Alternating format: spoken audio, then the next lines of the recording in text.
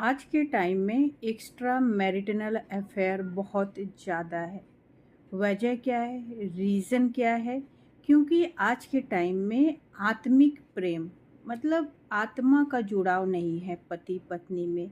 सब कुछ एक शारीरिक स्तर पे आके रुक गया है, इसलिए ये प्रॉब्लम आ रही है। इंसान तभी तो जा रहा है, शरीर का ही प्यार उसे अट्रैक्ट कर रहा है, तभी तो वो दूसरे से ऐसा रिश्ता बना रहा है जिसकी वजह से डिवोर्स रेट बढ़ रहा है।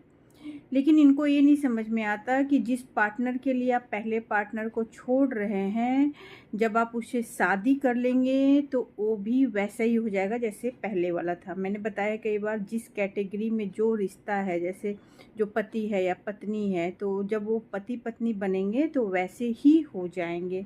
तो इसका तो कोई एंड नहीं है। तो इसको समझना है, जब आत्मिक जुड़ाव होता है पति पत्नी में, तो पार्टनर टाइम दे या ना दे, इसका कोई भी फ़र्क नहीं पड़ता, इशू नहीं होता। और न ही छोटी छोटी बातों पे झगड़ा करके तलाक की नौबत आ जाती है। पहली बात, तलाक का जिक्र तो हो ही नहीं सकता। झगड़ा हुआ है, बातचीत बंद होगा, प्रॉब्लम सॉर्ट आउट होगा, और इसमें क्रेडिट औरत को ही जाएगा, क्योंकि औरत को भगवान ने दी है सहन शक्ति, पुरुष में नहीं है, आदमियों में नहीं है। अगर औरत चाहे तो अपना घर बचा सकती है, और चाहे तो पूरा उजाड़ सकती है। आज की औरतों में सहन शक्ति नहीं है, तो सहन शक्ति रखना होगा।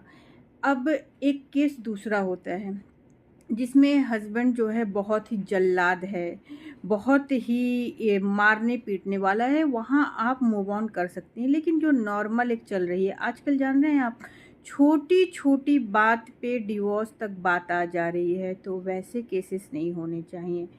तो आपको इसको समझना होगा। जब आपका जुड़ाव आध्यात्मिक बनेंगे, आप आध्यात्मिकता की तरफ बढ़ेंगे आप, तो आप आत्मिक जुड़ाव को अपने आप ही समझ जाएंगे। तो इस तरह से स्पिरिचुअलिटी इंसान को ये भी सिखाता है कि रिश्तों में कैसे पेशेंस के साथ बढ़ा जाए।